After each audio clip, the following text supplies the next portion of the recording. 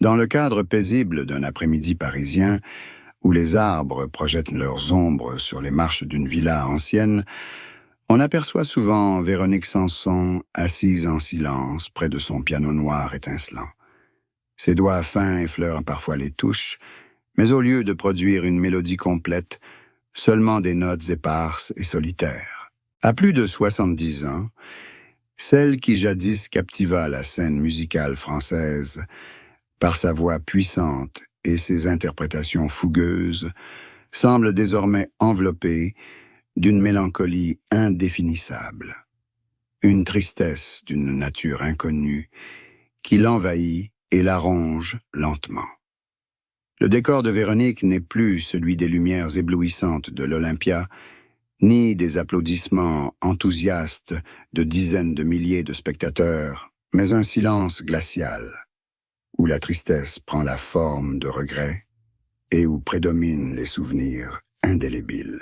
Cette tristesse transparaît dans ses yeux autrefois flamboyants, maintenant voilés de mélancolie, dans son refus d'aborder le passé et dans les profonds soupirs qu'elle pousse chaque fois qu'elle évoque sa famille ou des voyages lointains. On se demande si c'est la souffrance liée à des problèmes de santé après des années de lutte acharnée contre la maladie, une profonde rupture amoureuse que le temps ne peut guérir, ou peut-être un terrible secret qu'elle a habilement dissimulé pendant des décennies sous la façade d'une artiste libre et décomplexée.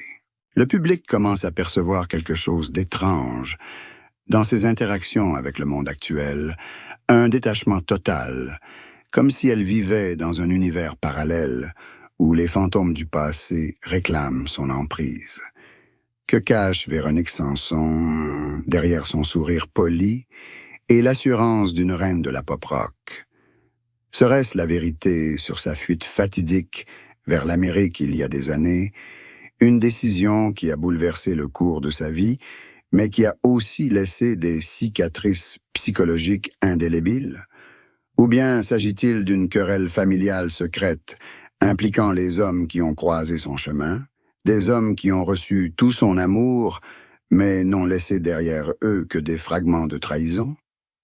Sa douleur prend la forme d'une solitude royale, où la gloire suprême devient un mur l'emprisonnant de secrets qu'elle avait juré d'emporter dans la tombe, mais qui commence à transparaître à travers les failles de l'âge et de la vulnérabilité.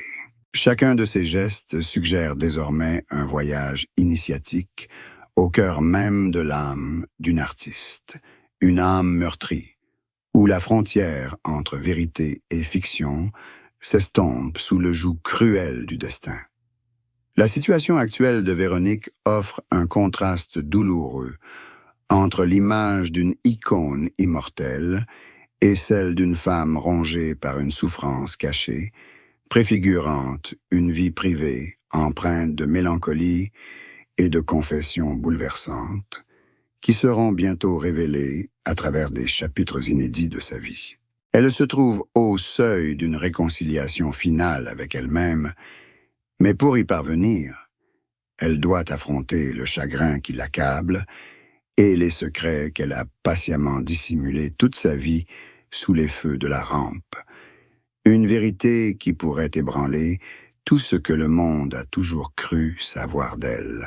La vie amoureuse de Véronique Sanson n'était pas un roman d'amour, mais une saga épique, faite de chocs, de trahisons et de décisions folles qui ont bouleversé l'histoire de la musique française.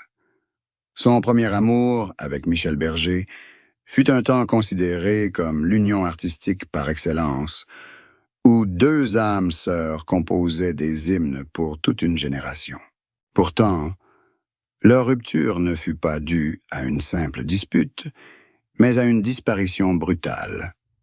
Un jour de 1972, Véronique quitta le studio d'enregistrement pour acheter des cigarettes et ne revint jamais, fuyant aux États-Unis à l'appel de Stephen Stills, une star du rock américain.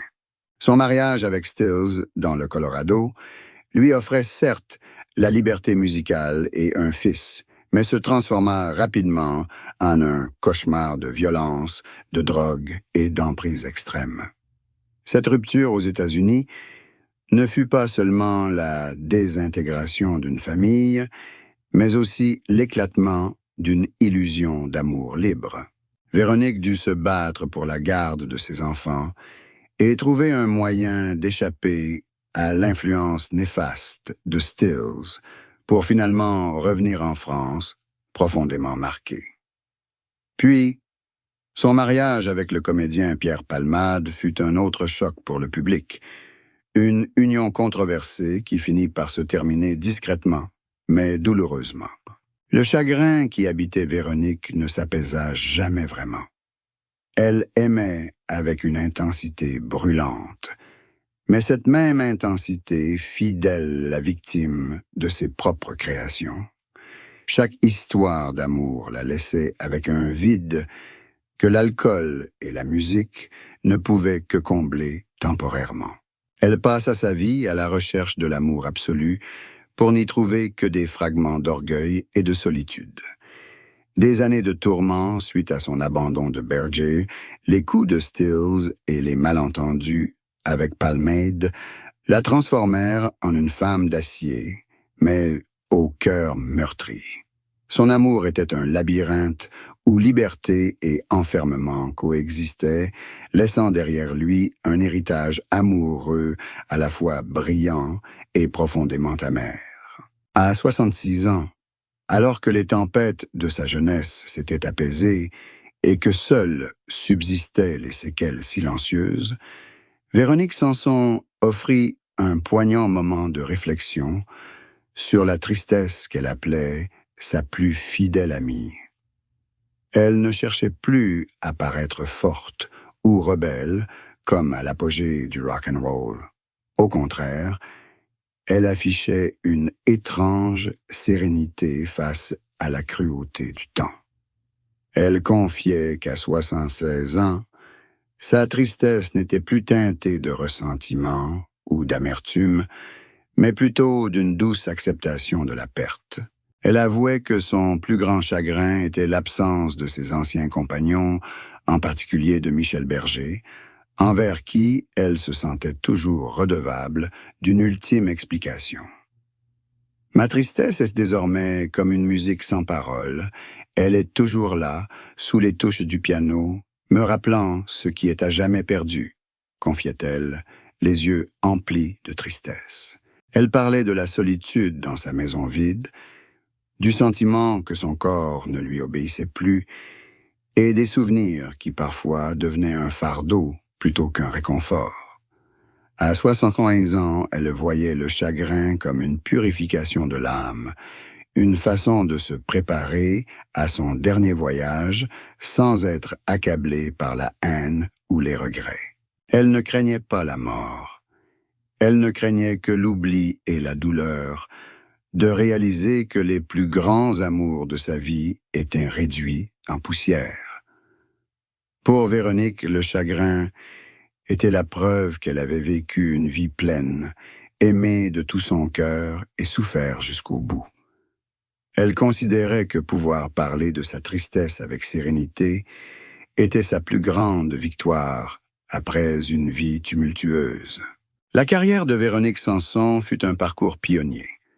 Première artiste française à écrire, interpréter et arranger sa propre musique, elle créa un style pop-rock unique. De son album Comme Moureuse, qui révolutionna la musique française, à ses tournées internationales sensationnelles, elle incarna toujours une créativité sans bornes. Pourtant, derrière ce succès fulgurant se cachaient des secrets qu'elle dissimula habilement pendant des décennies sous l'apparence d'une artiste indépendante. L'un des plus grands secrets fut sa forte dépendance à la drogue et à l'alcool durant ses années aux États-Unis. Pour faire face aux violences de Stephen Stills et à la pression de l'industrie musicale, elle dut lutter en secret contre ses addictions, à l'abri des regards indiscrets du public et des médias, comme dans un combat à mort. De plus, Véronique dissimula des arrangements financiers clandestins pour sauver sa carrière après des difficultés financières consécutives à des divorces coûteux. Selon certaines sources, elle aurait conservé des enregistrements secrets avec Michel Berger après son départ pour les États-Unis, preuve d'un lien spirituel qui perdura même après sa fuite. Un autre secret était ses hospitalisations clandestines pour dépression sévère, que son entourage dissimulait sous prétexte de repos après les tournées. Ces secrets étaient comme des pierres enfouies sous la surface paisible de la célébrité. Et Véronique utilisait la musique comme une métaphore pour les libérer, sans jamais les admettre ouvertement jusqu'à récemment. Dans une confession bouleversante, Véronique Sanson a révélé une vérité qui a radicalement changé la perception du public quant à sa relation légendaire avec Michel Berger. Elle a avoué que sa fuite aux États-Unis n'était pas due à une perte d'amour pour Berger, ni au charme de Stephen Stills, mais plutôt à sa peur de la perfection de cet amour. Elle a admis avoir délibérément ruiné sa vie et celle de Berger pour échapper à un bonheur qu'elle estimait ne pas mériter. Plus choquant encore fut sa révélation. Durant ses années avec Stills, elle écrivait secrètement des lettres à Berger qu'elle n'a jamais envoyées, dans lesquelles elle reconnaissait avoir commis la plus grande erreur de sa vie au moment même où elle montait dans l'avion. Elle a avoué être une amante cruelle, quelqu'un qui se nourrissait de la souffrance d'autrui pour alimenter son inspiration créative. Plus horrible encore, elle a admis avoir envisagé de retourner en France et d'enlever son fils pour recommencer sa vie avec Berger, mais la lâcheté l'a retenue prisonnière de l'emprise de Stills. Cet aveu révèle une Véronique contradictoire, égoïste et coupable. Une femme qui a passé sa vie à fuir le véritable amour par peur d'être blessée. Elle parle d'un crime de jeunesse, une cicatrice qu'elle sait indélébile, même par le pardon. Cet aveu brise non seulement l'image de la femme libre, mais dévoile aussi une facette sombre de l'âme de l'artiste, capable de détruire ce qu'elle a de plus précieux pour rechercher un sens extrême à son existence. Récemment, des rumeurs concernant un nouveau mariage ou un nouvel engagement dans ces dernières années ont suscité l'intérêt. Elle ne confirme ni n'infirme ces rumeurs de manière conventionnelle, mais les évoque comme une réconciliation avec elle-même. Elle confie que pour elle, ce nouveau mariage n'est pas un certificat, mais un engagement à l'honnêteté. Elle décrit son compagnon comme un havre de paix, quelqu'un qui a accepté sans jugement tous les fantômes de son passé. « À mon âge, je n'ai pas besoin d'un mari, j'ai besoin d'un compagnon pour traverser les épreuves », a-t-elle déclaré. Elle affirme que, pour la première fois, elle n'éprouve pas le besoin de fuir ou de se cacher derrière un masque. C'est un lien fondé sur le respect mutuel de l'intimité et des blessures de chacun. Véronique parle de ce mariage avec une profonde gratitude, le considérant comme une récompense après des années de souffrance. Pour elle, c'est un nouveau chapitre serein, où l'amour n'est plus une tempête, mais un doux fleuve qui accompagne ses derniers jours. Alors que les dernières notes de l'épopée qu'est la vie de Véronique Sanson s'éteignent dans la contemplation, on réalise que son histoire n'est pas simplement celle d'une star de la musique, mais une dissection douloureuse et authentique de la nature de la liberté et de son prix. Le point culminant du parcours de cette femme de fer est l'affirmation qu'il n'y a pas de gloire sans cicatrice et pas de créativité plus brillante que celle nourrie par les plus profondes tragédies personnelles. Véronique a vécu une vie pleine de contradictions. Impitoyable fugitive aux yeux de Michel Berger, victime malheureuse de Stephen Stills, et pourtant reine incontestée de la scène musicale française. Son histoire s'achève sur un puissant message de rédemption. Peu importe le nombre d'erreurs commises, le nombre de fuites ou les sombres addictions dans lesquelles on sombre, l'art et l'honnêteté envers soi-même restent le seul lien qui nous ramène à la lumière. Véronique Sanson a prouvé qu'on peut vieillir avec fierté plutôt qu'avec regret, pourvu qu'on ose affronter les fantômes du passé et les nommer avec courage.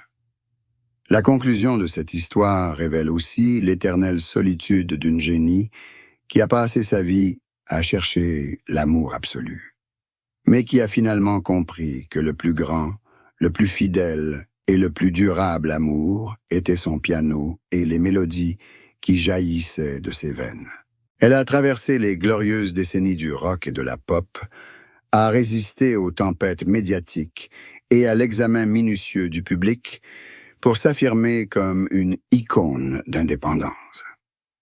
Sa vie nous rappelle que le bonheur n'est pas une destination fixe, mais la capacité de sourire au milieu des fragments de soi-même.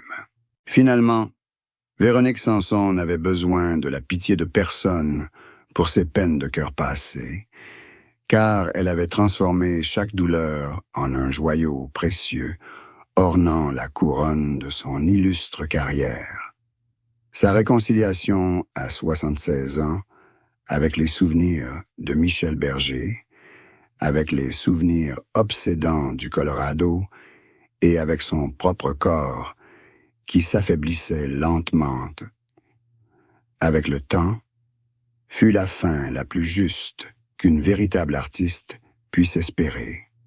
Une paix intérieure après avoir vécu tant de vies différentes en une seule, un silence puissant signifiant que toutes les dettes envers le destin avaient été réglées par la musique et les larmes. L'héritage de Véronique Sanson ne se résume pas à des disques de platine ou à des récompenses prestigieuses. Il représente une véritable révolution dans la mentalité des artistes et des mélomanes. Son influence a été comme un puissant courant électrique qui a transformé en profondeur le statut des femmes dans la musique française, les faisant passer de simples poupées chantant sous la dictée de leurs managers à des créatrices indépendantes, osant écrire leur propre histoire à travers leurs textes et leurs harmonies.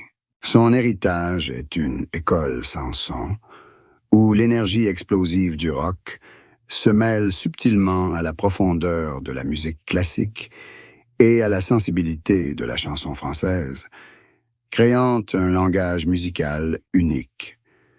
Son influence est si profonde que lorsqu'une jeune chanteuse s'assoit au piano et chante sa douleur d'une voix rauque et passionnée, on perçoit la présence de Véronique. Elle a ouvert la voie à la liberté d'expression, brisant les barrières de genre dans l'arrangement orchestral et la production musicale.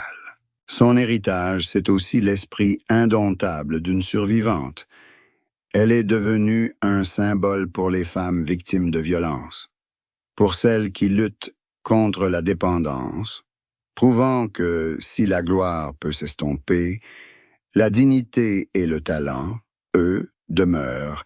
L'influence de Véronique Sanson réside aussi dans la valeur littéraire de ses textes, où elle a transformé des expériences personnelles douloureuses en leçons de vie universelles, insufflant à sa musique une vitalité intemporelle pendant plus d'un demi-siècle. Elle a laissé au monde un exemple d'honnêteté artistique absolue, ne cédant jamais aux modes éphémères pour préserver son identité unique. Son héritage perdurera tant que l'humanité aspirera à être aimée, à se rebeller et à guérir par la musique. Son jeu de piano résonnera à jamais dans les salles de concert comme une affirmation de la force inaltérable d'un esprit libre, un héritage inestimable matériellement, mais profondément touchant dans des millions de cœurs. Véronique Sanson n'était pas seulement une artiste. Elle était une âme de la culture française, une icône du romantisme passionné et une influence durable qui défie le temps et l'oubli, à jamais la reine sans couronne du sanctuaire de la musique et des émotions les plus authentiques, les plus authentiques, les plus authentiques.